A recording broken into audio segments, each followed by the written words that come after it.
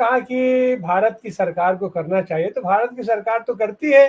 भारत की सरकार तो विशुद्ध रूप से कहती है कि हम तो धंधा करते हैं, हम तो व्यापार करते हैं।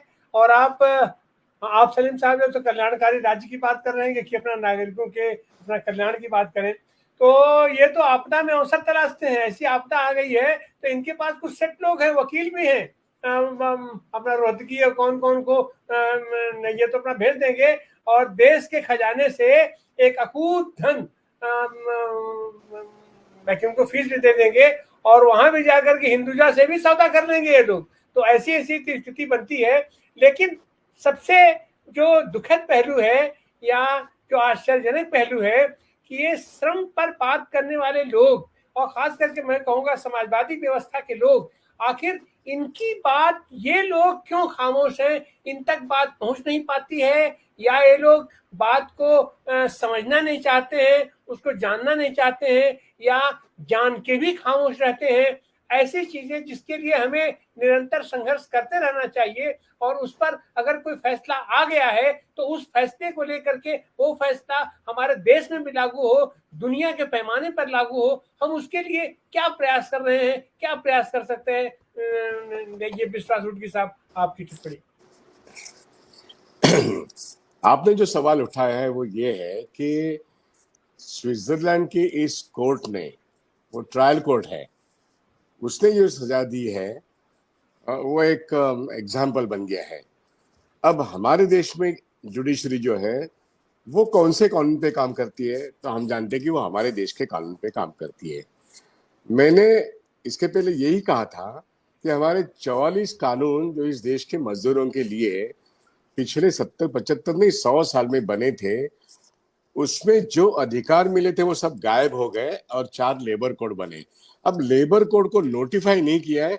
जैसे इंडियन पिनल कोड में कुछ संशोधन होके एक पुलिस राज बनाने का एक मोदी और अमित शाह का जो प्लान है, जो बिरला जी का अभी तो कल इलेक्शन होगा नहीं होगा देखेंगे हम, लेकिन पिछले लोकसभा सेशन में उन्होंने करीब करीब 100-150 लोगों को बाहर किया था जब वो बोलने लगे और उन्होंने वो इंडियन पिनल कोड पास करवाया।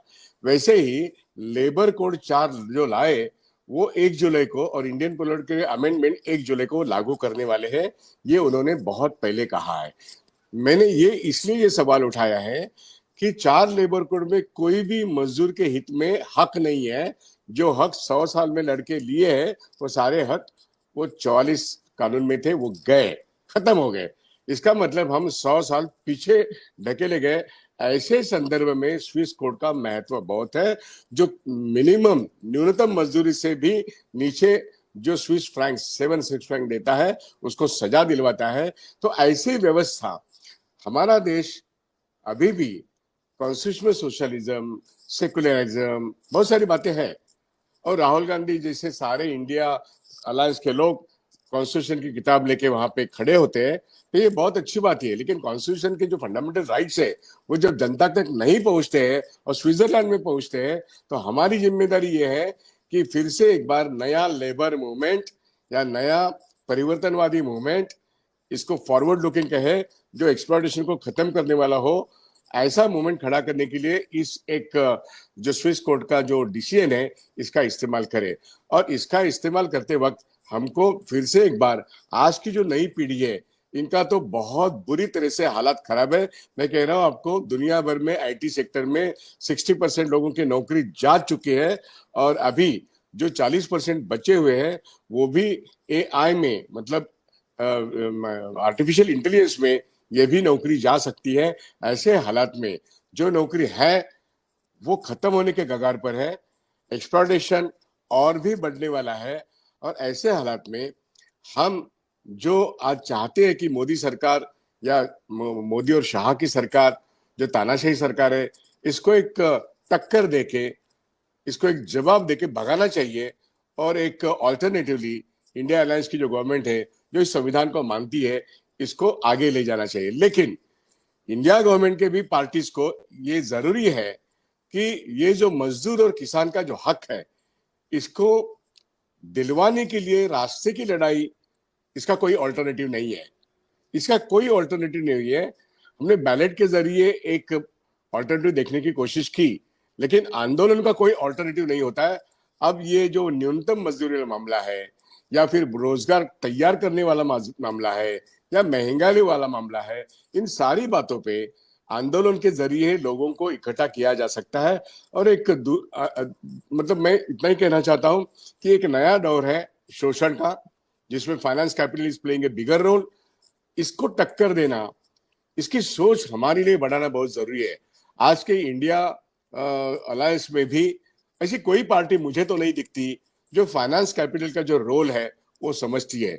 मैं इसलिए कह रहा हूं कि ये हिंदुजा जो है, हिंदुजा की bank, IndusInd bank, Hinduja brothers की बैंक 1995 में पहली बार रिजर्व बैंक ऑफ इंडिया ने जो सेकंड बैंक नेशनलाइजेशन के बाद लाइसेंसिंग पॉलिसी आ गई, उसके बाद पहली जो बैंक निकली वो इंडसइंड बैंक थी।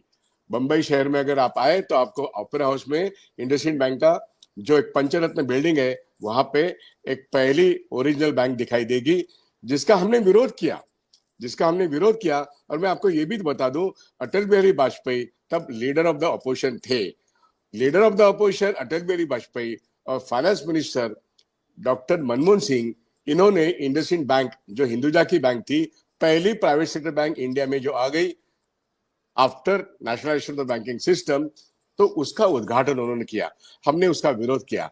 आज की तारीख में तब से लेके 95 से लेके 2025 तक मेरे हिसाब से एक करीब 25 प्राइवेट सेक्टर बैंक्स है, जिसमें हिंदुजा एक बैंक है।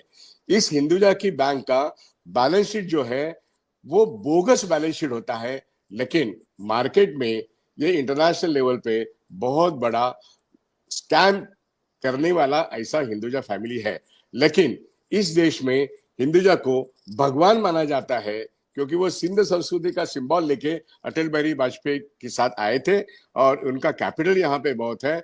उनकी खुद की कैपिटल वर्ल्ड वाइड बहुत है, $35 बिलियन भी हो सकती है, पाउंड भी हो सकती है। लेकिन यहाँ पे वो इतने बड़े कारपोरेट नहीं है। लेकिन यहाँ पे कारपोरेट्स की पूजा होती है, यहाँ पे वर्कर्स की पूजा नहीं होती है। वर्कर्स को एक्सप्लॉइट किया जाता है और कॉर्पोरेट्स को रेड कारपेट दिया जाता है। ये व्यवस्था बदलने के लिए हमारे लोगों में अभी कोई नई एक ऊर्जा पैदा करना, ये आज की जरूरत है। मैं समझता हूँ कि मोदी शाह का एग्जिट पाथ और ये नई ऊर्जा मिलाना, ये एक बात हो सकती है, लेकिन इसके लिए एक नए लोगों को, नए जनरेशन को कोशिश करना बहुत जरूरी है। फाइनेंस कैपिटल में, जिसमें हिंदुजा का भी कैपिटल आता है, एक बहुत बड़ा रोल 95 से लेकर 2024 तक हम देख रहे हैं।